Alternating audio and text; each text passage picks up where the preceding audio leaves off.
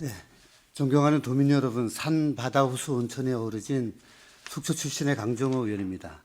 도민들을 위한 도정 질문에 기회를 주신 존경하는 김희성 의장님과 선배 동료 의원님들께 감사드리고 김진태 지사님과 신경호 교육감님을 비롯한 공직자 여러분들의 노고에도 감사드립니다. 존경하는 도민 여러분, 우리 강원도민 구단인 강원FC가 아시아 챔피언스 리그에서 역사적인 첫 승을 올렸고 오늘은 강팀 빗셀 고베와 3차전 홈경기를 갖게 됩니다. 도민 여러분들의 많은 응원을 부탁드리겠습니다. 그리고 K리그에서도 지난 18일 대구 원정 경기에서 2대2 무승부를 거두면서 6위를 확정하였고 파이널 A 즉 상위 스플릿에 진출했습니다. 이는 우리 구단 역사상 처음이고 도시민 구단 가운데 2년 연속 파이널 A에 이름을 올린 것은 우리 강원FC가 역대 세 번째라고 합니다. 올 시즌 중에 춘천의 일부 정치권에서 그렇게 강원FC를 흔들었음에도 불구하고 도민들과 함께 이룬 성과이기에 더 큰 의미가 있다고 생각합니다. 지사님과 교육감님을 비롯한 의회가 힘을 합쳐 마지막까지 힘찬 응원해 줄 것을 부탁드리겠습니다. 그럼 도정 질문을 시작하도록 하겠습니다. 김만호 경제국장님 발언 따로 모시겠습니다.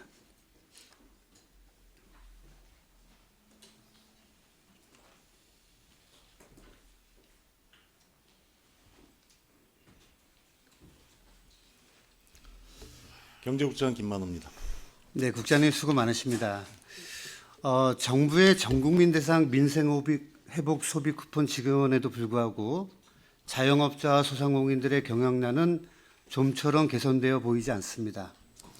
최근 국세청 자료에 의하면 자영업자의 월 소득이 월 100만 원에 못 미치는 곳이 전국 평균 67%라고 합니다. 네. 그리고 소득이 0원인 무소득 자영업자는 전년 대비 14.4%가 증가했다고 합니다. 하루하루를 힘들게 버티고 계신 도내 소상공인과 자영업자 분들을 위해서 경제국에 더 많은 관심과 노력을 부탁드리겠습니다. 네, 그렇게 하고 있습니다. 먼저 전략산업 벤처펀드에 대해 질문드리겠습니다. 국장님, 지난 9월 23일 강원 전략산업 벤처펀드의 출범식이 있었습니다. 전략산업 벤처펀드가 무엇인지 도민분들께 쉽게 이해할 수 있도록 출범 목적, 과정 등에 대해서 설명을 부탁드리겠습니다. 네. 그동안 기업 육성 지원 방식은 단순한 보조금 또는 은행 대출을 통해 가지고 저희 도에서는 2차 보전 형태였습니다. 근데 그 과정에서 저희가 한 기업을 육성하기 위해서는 그 지원 규모도 작았고 또 지속적인 지원 정책이 아니었습니다. 그래서 펀드라는 이걸 고안해가 저희가 1,500 정도로 지원을 했는데 올 2월 중기부 공모사업에 600억 원 국비를 확보를 했습니다. 여기에 도 7개 시군, 은행까지 포함해가지고 1,056억 원을 조성을 했고요. 앞으로 도내 7개 핵심 전략 산업에 대해서 최대한 20억 원 이상 규모로 투자를 하게 됩니다.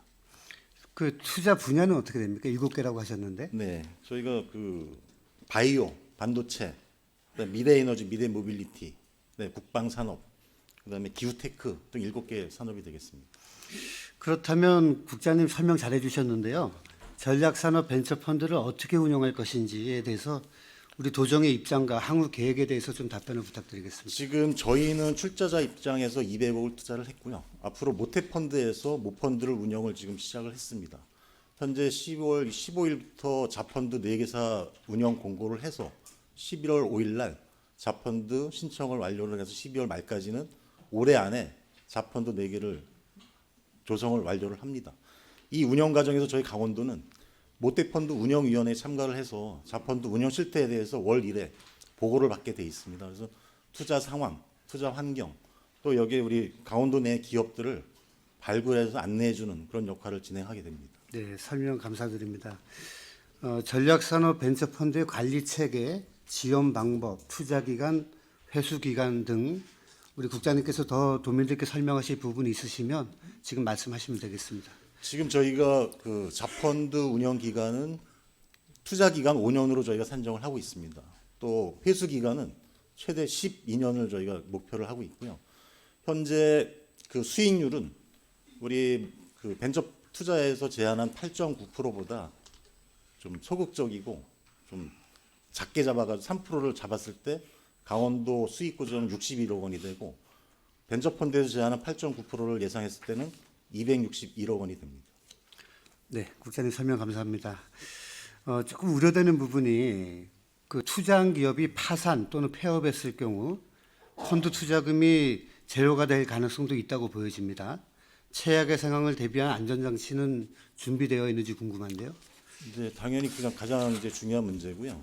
사실 자펀드에서 투자 대상을 선정할 때 기업의 가치, 기업의 성장 가능성, 또 잠재 능력을 갖다 보는데 저희가 두 가지 측면에서 좀 다르게 생각을 하고 있습니다. 너무 그런 게 기업 성장 정도만 보면 강원도 투자 기업이 많지 않을 겁니다. 다만 이 선정 과정에서 아마 파산 정도에 대해서는 신중하게 좀 접근을 해가지고 투자 이상이 없는 기업들을 선정하도록 하겠습니다.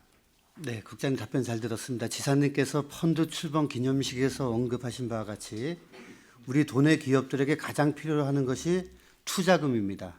전략산업 벤처펀드를 통해 기업들이 가장 목말라하는 부분에 생명수를 공급할 수 있게 된 만큼 기업들에게 사막의 오아시스와 같은 전략산업 벤처펀드가 되어 앞으로 도민들에게 큰 도움이 될 수 있도록 부탁을 드리겠습니다. 네, 참고적으로 말씀드리면 9월 23일 저희가 출범식을 개최를 했는데 자펀드로 참여하고자 하는 중앙 단위의 벤처 캐피탈 회사가 57개사를 저희가 강원도를 방문을 했었습니다.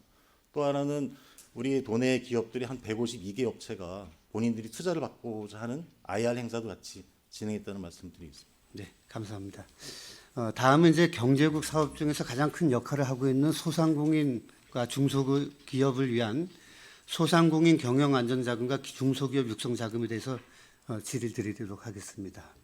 국장님 이 두 그 자금에 대해서 한번 설명을 좀 도민들께 설명해 주시죠. 어떻게 틀린지. 저희 국에서 이제 소상공인과 중소기업을 위해서 크게 두 가지 사업을 진행을 하고 있습니다. 첫째는 소상공인 경영 안정 자금인데 소상공인 경영 안정 자금은 전체 한 2천억 규모로 최대 1년에 5천만 원씩 최대 2억 원을 지원을 하고 2년 동안 이자를 2% 지원을 해주는 사업입니다.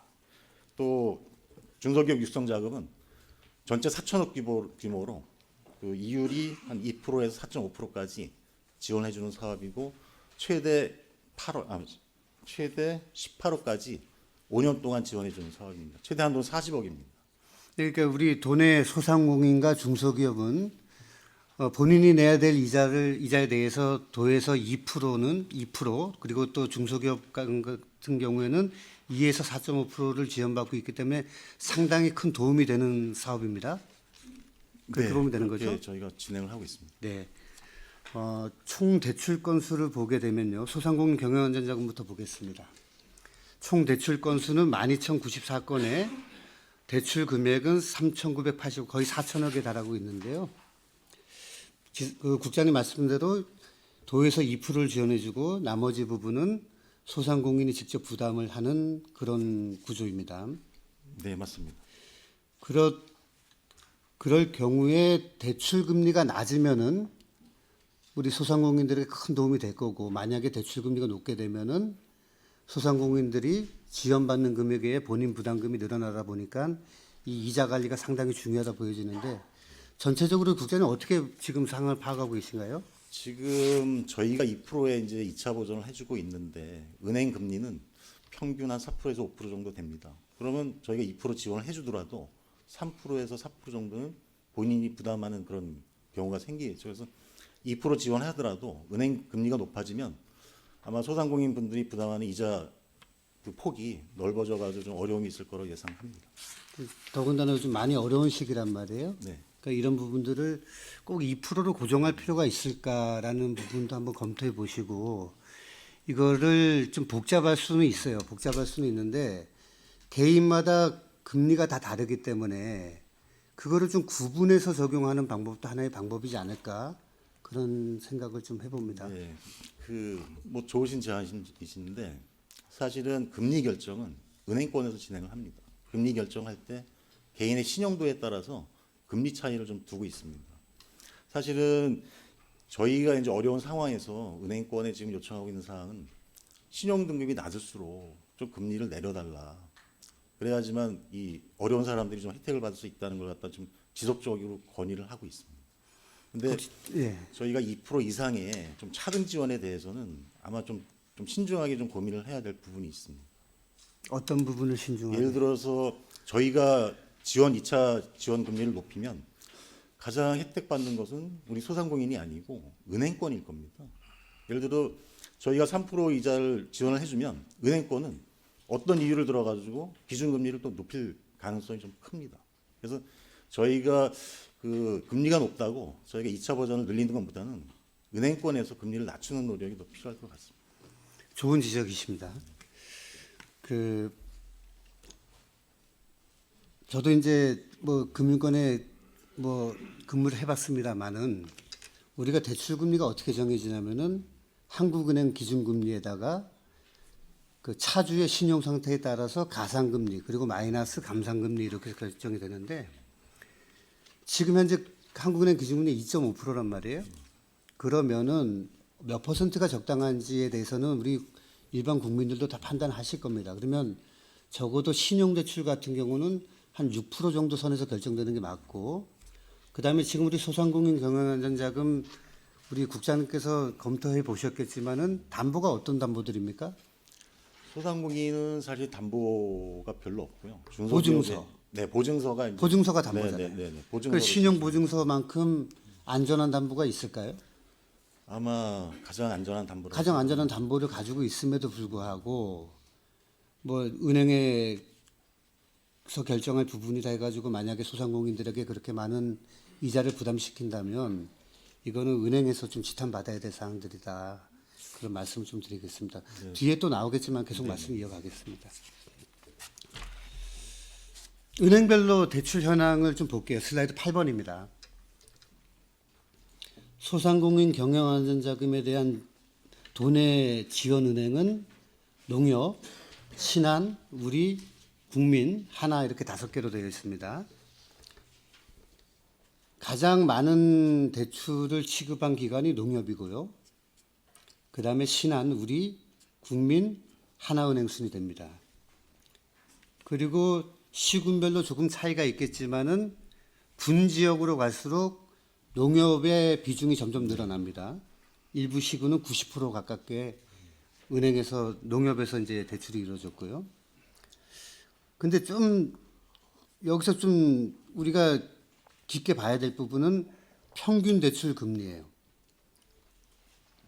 평균 대출 금리는 이건 다 공표가 되어 있는 거기 때문에 은행명을 얘기해도 관계는 없을 것 같습니다. 네. 신한은행이 5.55로 가장 낮았고 농협이 5.58 그리고 국민 하나 순이고 마지막으로 우리은행이 평균 대출 금리가 6.5%입니다. 그리고 가장 높은 금리가 8.82%예요. 그럼 우리 국장님 설명하셨다시피 우리가 2%를 지원해 드리고 있는데 우리은행 같은 경우 가장 높은 금리를 적용했을 때 6.8%를 우리 어려운 소상공인이 매달 납부를 하고 있는 겁니다. 국장님 어떻습니까? 저희가 이제 소상공인 경영안전 자금을 이제 그 대출을 내주는데 그 농협, 신한은행, 국민우리, 그다음에 하나은행에서 출연을 받습니다. 출자를 받아가 진행하는데 그렇죠. 출자 순위가 농협, 신한은행, 우리은행 순입니다. 근데 저기서 사실은 더 면밀하게 분석을 해봐야 되겠지만 우리은행이라고 이렇게 높일 이유는 없었다고 보는데 다만 높은 이유는 예를 들어서 우리 모든 많은 대출자들이 농협, 신한은행 우선적으로 갑니다. 가가지고 농협이나 신한은행의 대출 한도액이 이제 오버가 되면 그 다음에 이제 우리은행으로 간다는 좀 분석을 하고 있어서 만약에 농협이나 신한은행에서 대출을 못 받은 경우는 어떤 경우냐면 아마 신용도가 낮거나 아마 그런 경우가 좀 있었을 것 같습니다. 그래서 그런 신용 등급이 낮은 분들이 은행에서 받았을 때는 좀 높은 금리가 적용되지 않았나 그런 판단하고 있습니다. 국장님이 이제 어떤 취지의 답변인지는 제가 알겠습니다만은 우리 소상공인 경영안전자금의 대출 프로세스를 한번 보자고요. 자, 우리 도에서 기한을 해가지고 입안을 해가지고 경제진흥원에다 사업을 줍니다. 그러면 이제 공고를 통해서 우리 소상공인들이 그걸 시간이 없음에도 불구하고 자세히 읽어본 다음에 경제진흥원에 문의하고 그다음에 강원 신보를 가서 보증서 발급 여부를 확인한 다음에 해당 은행에 가서 대출 신청을 하고 대출을 받게 되는 구조 맞죠? 네. 그런데 보증서가 발급되고 있는데 농협에 가서 안 돼서 우리은행을 간다? 여기 갔는데 안 돼서 다른 은행을 간다? 이건 좀 아니거든요. 왜냐면 보증서가 발급된다는 건 뭐냐면 보증서를 은행에서 발급해 주는 게 아니잖아요. 네, 맞습니다. 그렇잖아요. 그러면 신보에서 보증서를 발급받으면 나는 이 대출을 받을 담보가 생긴 겁니다. 그러면 어느 은행에 가든 대출을 해주는 게 일반적이라는 얘기란 말이죠. 네, 당연히 그렇습니다. 그런데 국장님 답변 중에 우리은행 농협이나 어디 가서 안 돼서 이런 거 가는 경우가 있을 것 같다.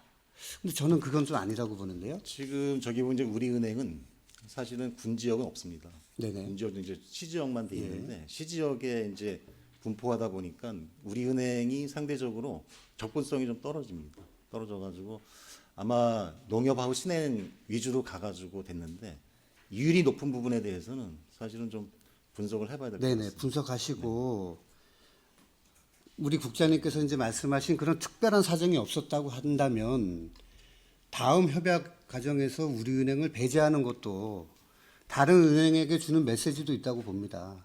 우리가 말로만 소상공인 자영업자 도와야 된다고 하지만은 우리가 도민들의 혈세 2%를 지급하면서 소상공인 자영업자가 혜택을 받지 않고 오히려 은행이 배를 불리고 있다라고 생각한다면 우리 도민들의 심정이 어떻겠냐고요.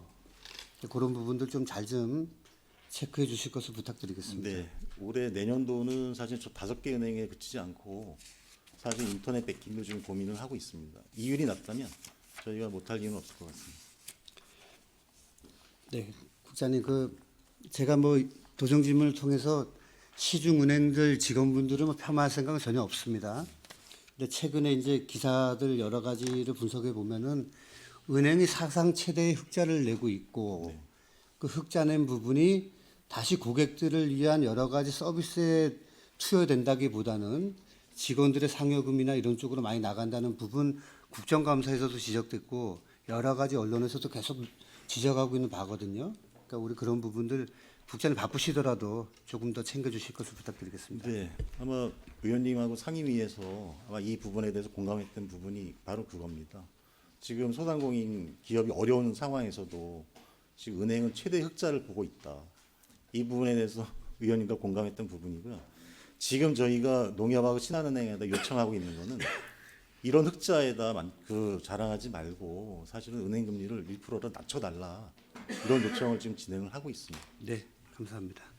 다음은 중소기업 육성 자금에 대해서 좀 보겠습니다. 5년간 우리 중소기업 육성 자금 대출 현황에 대해서 우리 국장님께서 자료 있으시면 한번 설명을 좀 부탁드리겠습니다. 중소기업은 2021년부터 한 2,442건에 한 9,018억 원을 저희가 융자를 진행을 했습니다. 네. 2,442건에 9,018억 원. 네네. 이제 아까 설명하셨다시피 소상공인 경영안전 자금이 2%로 고정돼 있고 네. 그다음에 중소기업 육성 자금은 2에서 최대 4% 지원된다고 그러셨죠? 4.5%까지. 4.5%까지. 근데 같은 취지죠. 이것도 같은 취지입니다. 만약에 이렇게 우리가 지원을 해드리는데 은행에서 너무 많은 이자를 받게 되면 또 효과가 반감된다. 이제 그런 건 같은 내용인 것 같고요. 보통 부동산 담보, 보증서 담보로 해가지고 위주로 대출이 나가는데 이것도 현황을 한번 좀 보겠습니다. 시군별로는 원주, 춘천, 원주, 강릉이 순으로 이제 되어 있고 연도별로도 국장님 설명처럼 그렇게 해서 이제 우리가 체계적으로 대출이 나가고 있습니다. 은행별로 한번 보겠습니다.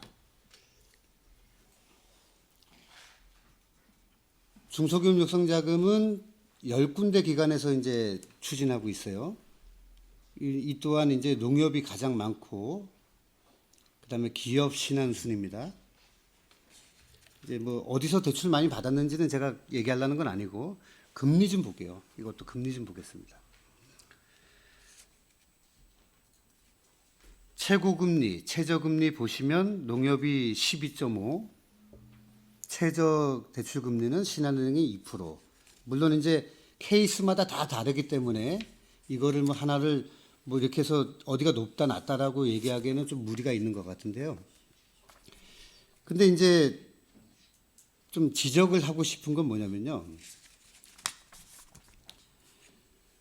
자, 그러면 아까 말씀드린 대로 2에서 4.5%를 지원해주고 있는데 그러면 은행 이자가 몇 프로냐에 따라서 대출자 부담금리가 결정이 되는 건데 4% 이상인 건수가 133건이에요.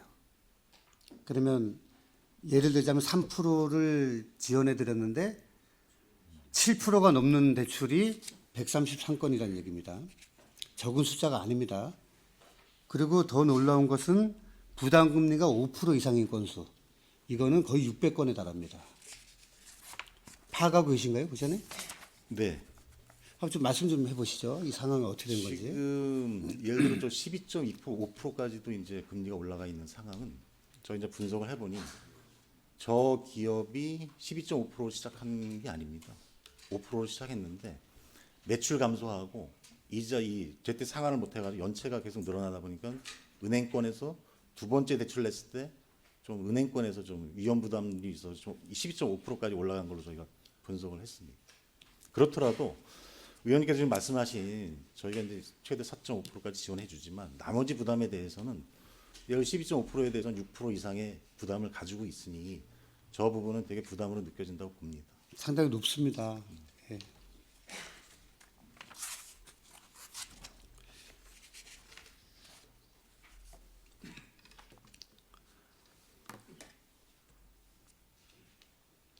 우리가 내년부터는 이제 예산 심의 또 해서 이 지원 금액들이 결정이 되겠지만은 한번 조금 더 고민하셔가지고 우리가 은행에다가 어떠한 사항까지 요구할 수 있는지 그리고 도민들의 이율이 은행을 의심하지 않을 정도로 타당하게 적용될 수 있도록 경제국에서 조금 더 많은 제도 보완책 좀 준비를 좀 해주실 것을 부탁드릴게요. 네, 지금도 협의를 하고 있고요. 아까 말씀드렸듯이 은행 흑자가 그들 뭐 자랑거리인지 몰라도 지금 그 흑자는 우리 민생 경제에 되게 부담이 된다는 것도 어필을 하고 있습니다. 그래서 농협하고 신한은행에 내년도 지원 금리를 최소 1% 이상을 좀 하향시켜 달라. 그리고 저희가 협약 기준에도 은행 최저 이율을 좀 적용해 달라는 협약 기준이 있습니다. 그래서 그런 부분을 갖다가 좀 명확하게 다시 한번 재점검하도록 하겠습니다. 네, 국장님 답변 감사합니다. 다음은 재해소상공인 긴급 경영 안전자금에 대해서 논의를 좀 하겠습니다.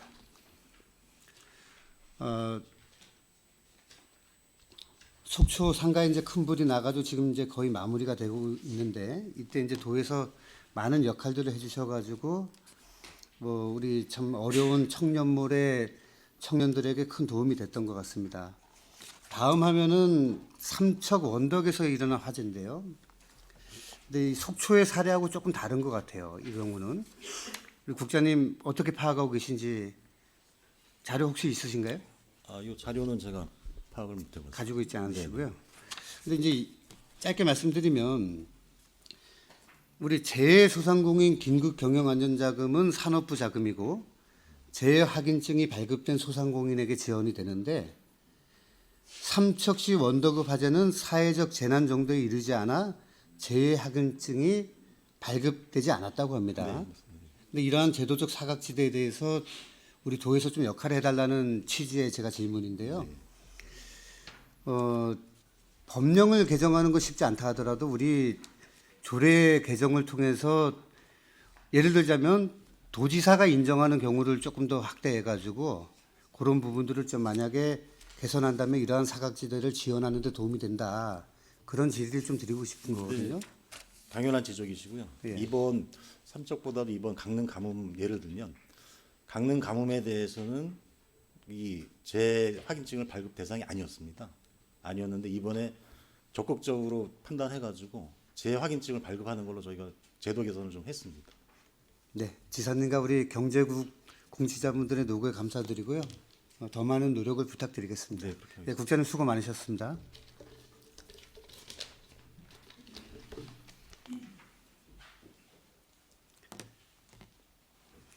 네, 다음은 정영미 보건복지국장님 발언대로 모시겠습니다.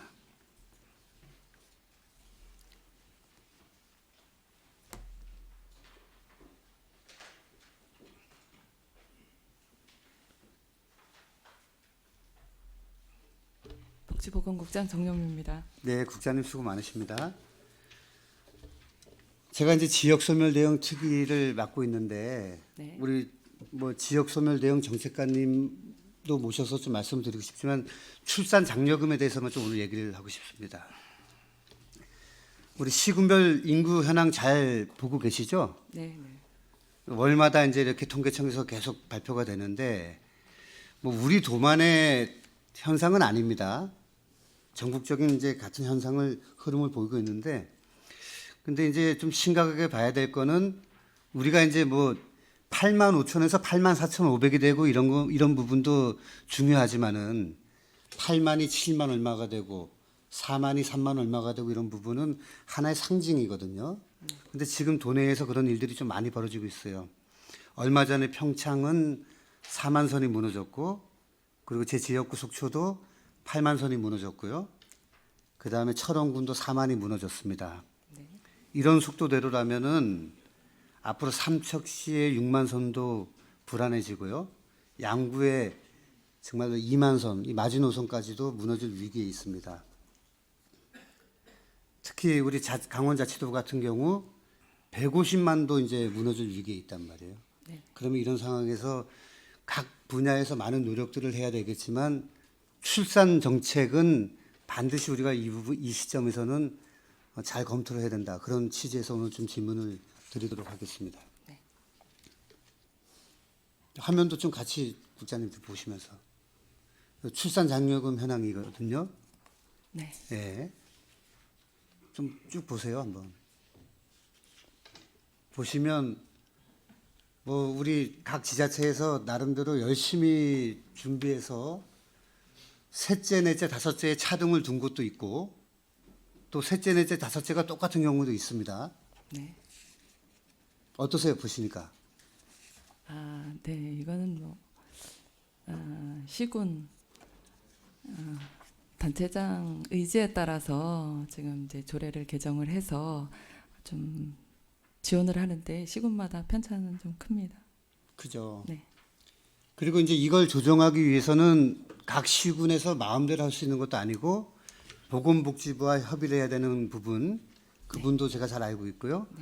그래서 아마 국가에서도 출산장려금을 무작정 늘리는 게 꼭 좋은 건 아니기 때문에 여러 가지 그런 컨설팅을 하고 있다고는 보여집니다. 네.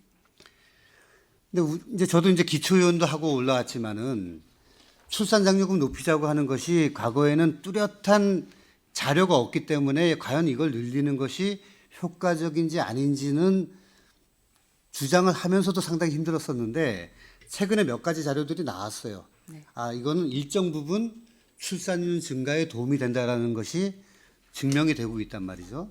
그렇기 때문에 조금 높이는 부분도 우리가 적극 검토해야 되는데 일부 시군들이 출산장려금을 높이기 위해서 보건복지부에 협의하다가 안 되는 경우들이 조금 발생했단 말이죠. 네. 국장님 파악하고 계신 부분하고 도에서 어떤 역할을 해야 되는지에 대해서 천천히 좀 말씀을 좀 해보시죠. 네, 저희가 파악하고 있기로는 지금 이제 속초시가 23년도에 협의를 시작을 해서 아마 최근에 이제 방식을 좀 바꾸라는 권유를 받아서 속초시에서 포기를 하고 출산 장려금 확대를 포기를 하고 다른 출산 지원책을 마련해서 내년부터 시행하는 걸로 알고 있고요. 그 밖에도 도내 3개 시군이 지금 사회보장 협의 과정 중에 있는 걸로 알고 있습니다. 좀 더 말씀하세요. 저 시간 얼마 없습니다. 네, 네.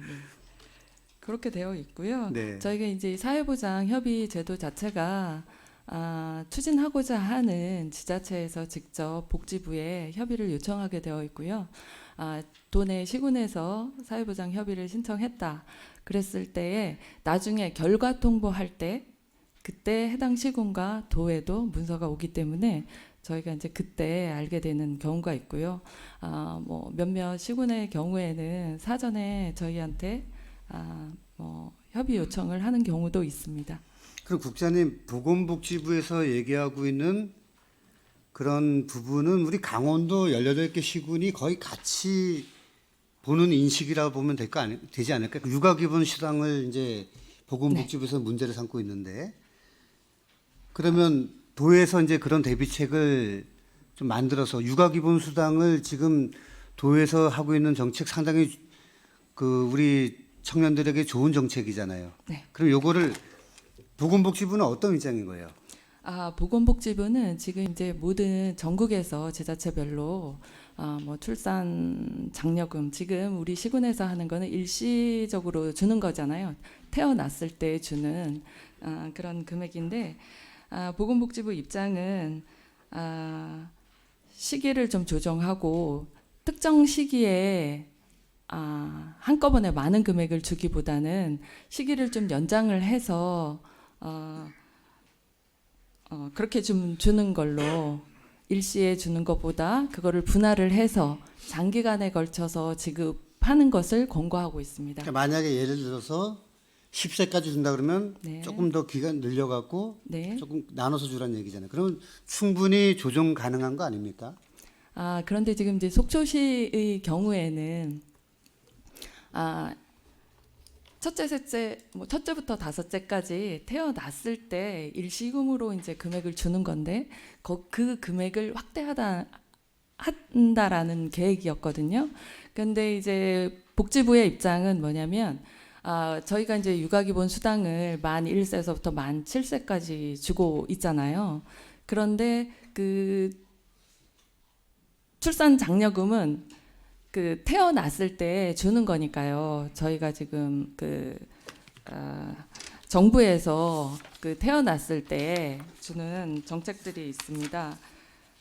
그래서 그 시기에 한꺼번에 이제 많은 돈을 지급을 하게 되니까 저희가 육아 기본 수당을 만 1세부터 만 7세까지 주고 있는데 만 1세부터 3세까지는 50만 원, 그리고 만 4세부터 5세까지는 30만 원, 그리고 만 6세부터 7세까지는 10만 원을 주고 있습니다. 그러니까 우리 육아기본 수당이 도읍이 70%와 시군비 30%로 매칭해서 지원이 되고 있고요. 그래서 일시금으로 태어났을 때 주는 출산 장려금을 지금 속초시에서 요구하는 그 금액으로 확대하는 것보다 저희 육아기본 수당이 금액이 줄어드는 6, 7세 10만 원만 지급되는 6, 7세에 출산 축하금을 연 120만 원 선으로 지원을 하는 게 더 나을 것 같다라는 권고 사항을 내려보냈고요. 복지부에서 속초시에서는 그렇게 하느니 현재 하고 있는 방식대로 그냥 주겠다, 인상하지 않고 기존대로 주고 다른 시책을 추진해 보겠다 해서 출생 시에 출산 용품 지원하는 것으로 20만 원씩 출생아 1인당 20만 원씩 출산 물품을 지원하는 것으로 전환을 해서 사회보장 협의를 최근에 마쳤고 내년 1월 1일부터 시행하는 것으로 알고 있습니다. 국장님, 저도 좀 말씀 좀 드리겠습니다. 그러니까 보건복지부의 그러한 정책이 얼마나 일관성이 없는지를 제가 좀 말씀드리고 싶은데요. 좀 표 보시지만 그러면 지금 상당히 높게 운영되고 있는 곳은 그 당시에는 보건복지부하고 어떻게 협의를 한 거죠? 이거 사회보장급여를 시행하기 전에 결정이 됐던 겁니까? 제가 지금 이제 복지부의 입장을 대변할 수 있는 것은 아니지만 이제 초기에 할 때는 이런 기준이 없었던 거고요. 그 사이에 저희 같은 경우에 뭐 육아기본수당이 생겼고 다른 전국의 모든 지자체들이 하나 둘씩 이런 정책을 마련하지 않았습니까? 근데 이제 그러다 보니까 너무 이게 과열이 되고요. 그리고 저희 같은 경우에 이제 육아수당 지급 연령이 확대되고 이렇게 되면서 그리고 타 시도도 마찬가지죠. 광역에서도 뭐 서로 뭔가를 지원하기 위해서 하다 보니까 지금 저희 육아기본수당에서 시군비가 또 매칭이 되는 게 있고 그리고 또 시군 자체적으로 지원하는 금액이 있고 하다 보니까 그러니까 속초시도 처음에 지금 하고 있는 그 금액 지원하는 거는 사회보장 협의가 됐던 것이잖아요. 근데 지금 이제 점점 해가 지날수록 각 지자체에서 점점 금액을 높이겠다고 하고 그러다 보니까 시구 뭐 전국의 모든 지자체가 재정 형편이 나아지는 것은 아닌데도 불구하고 서로 이제 금액을 높이겠다고 하니까 이제 복지부에서 지금 기준은 그렇다는 말씀을 드리겠습니다. 과거에 올린 거는 어쩔 수 없고 지금부터 들어오는 거는 안 되고. 지금 이제 확대하고자 하는 거에 대해서는 그러니까 지금 그런 연령을 좀 바꿔가면서 좀 추가 지원을 해라. 예, 그런 입장인 것 같습니다. 그리고 제가 이제 토론도 몇 번 나가서 자료 준비하면서도 봤지만은 정부는 각 부처에서 출산율을 높이기 위해서 몇백조 원의 돈을 썼어요. 그럼에도 불구하고 계속 인구가 줄고 있는데 본인들이 그렇게 쓰면서 정책 실패한 거는 괜찮고 시군에서 출산율을 조금이라도 높이기 위해서 올려달라고 하는 건 또 안 된다 그러고 이런 형평성이 어디 있냐고요.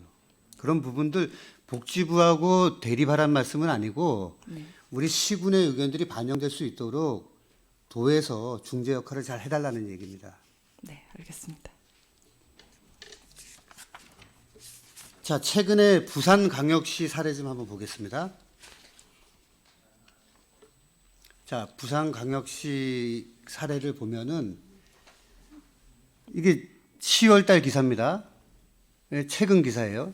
최근 기사인데 부산광역시 중구에서 출산장려금 올리는 시책이 이제 그 사회보장급여 이 부분이 통과해가지고 결정이 됐다는 얘기입니다. 이 기사 내용에도 보면은 보건복지부와 협의가 좀 길어지면서 정책이 빨리 결정되지 못했는데 다행히 됐다라는 얘기거든요.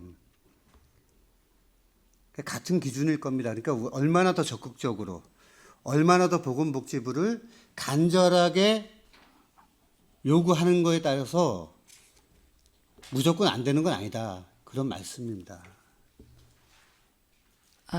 우리랑 사정이 같지는 않을 거예요, 분명히. 예, 다릅니다. 왜냐하면 예.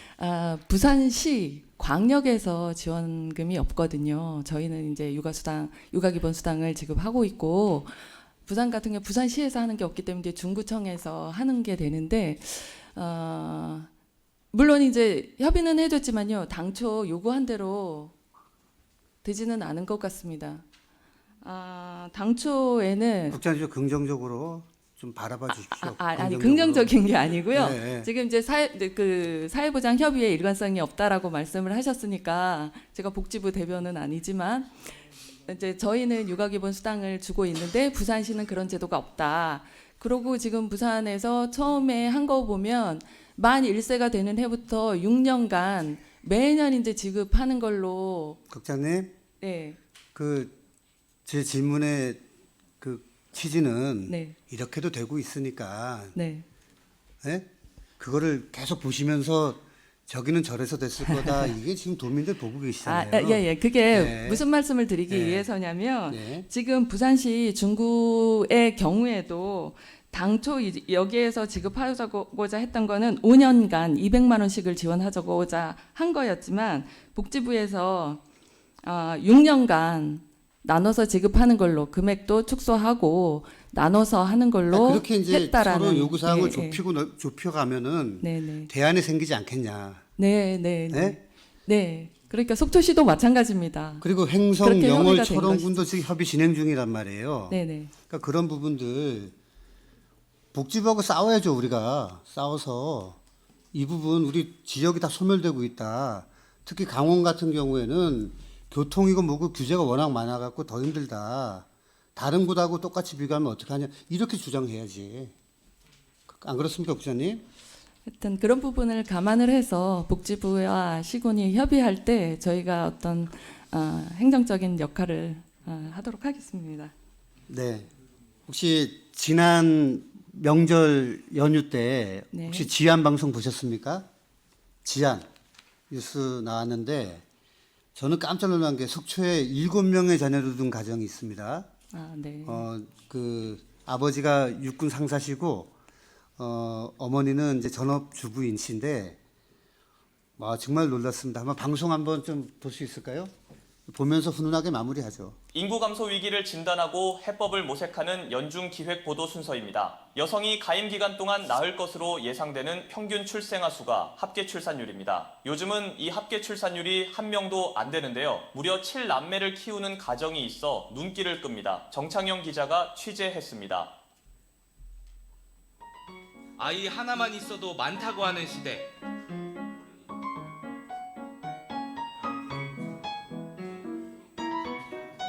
초등학교 4학년 첫째 용준이부터 막내까지 7남매가 집을 가득 메웠습니다. 집안은 늘 활기가 넘칩니다. 아이들 웃음소리만 들어도 배가 부르다는 이준영 씨. 육군 상사로 근무하는 준영 씨는 직장의 배려와 정부 지원이 큰 힘이 되고 있다고 말합니다.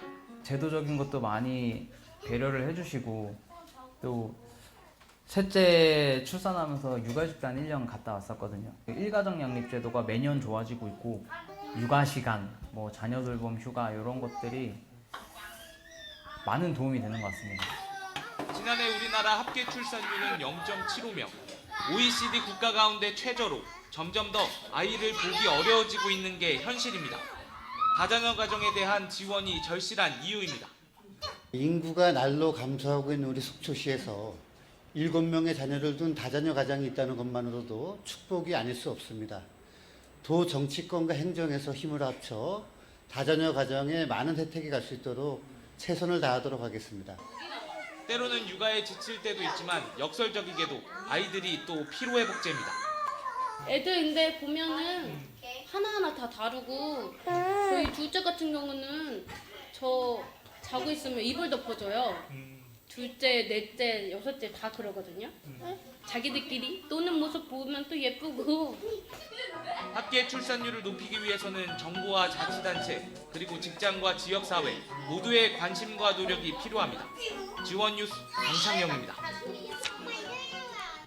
국장님, 그 출산율 높이는데 우리 시군들의 노력을 도에서 많은 뒷받침을 해주실 것을 부탁드리겠습니다. 네, 알겠습니다. 네, 국장님 수고 많으셨습니다. 노력하겠습니다. 네.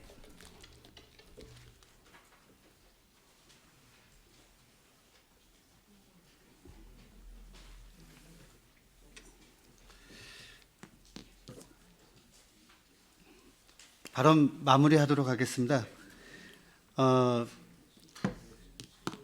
우리가 이제 인구가 계속 줄고 있는 것을 어쩔 수 없는 상황이라고만 판단해서는 안 될 것 같습니다. 우리 도의 분석 자료에 보면은 1년에 6,000명이 안 되는 아이들이 태어나고 있고, 그 다음에 15,000명이 넘는 분들이 여러 가지 이유로 사망을 하고 있습니다. 그러면 자연 인구 감소가 거의 10,000명 선에 달하는데요.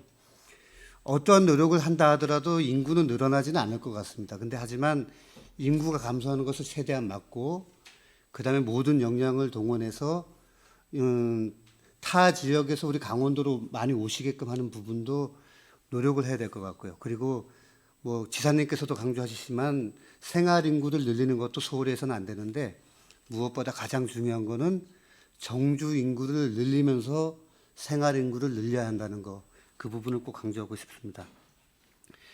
아이를 많이 낳고 키우는 일이 존중받고 응원받는 문화가 형성될 때 청년 세대는 출산을 삶의 부담이 아닌 소중한 가치로 인식할 수 있을 것입니다. 도내 다자녀 가정에 대한 예우와 지원 확대를 위해서 우리 의원님들의 많은 관심을 부탁드리겠습니다. 그럼 도정 질문을 마치도록 하겠습니다. 끝까지 경청해 주셔서 감사합니다.